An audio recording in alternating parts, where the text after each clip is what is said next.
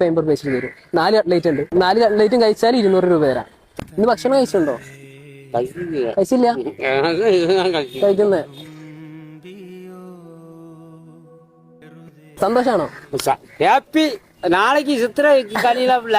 കൈ കൊടു കൈ സന്തോഷായല്ലേ?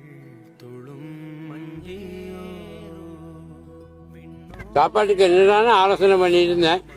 நீயா பார்த்து கொண்டாந்து தந்த கடவுளா பார்த்து. ഓക്കെ കഴിച്ചു കഴിച്ചു. നല്ല വിശക്കുണ്ടല്ലേ? കിട്ടില്ല. 3 കഴിച്ചു. 4ാമത്തത് ഓക്കെ കഴിച്ചു കഴിച്ചു കഴിച്ചു. നാളെ ഉണ്ടാ എന്നെന്ന് അറിഞ്ഞിട്ടില്ല. ഇല്ല, എന്താ ചെയ്യാൻ പറ്റും?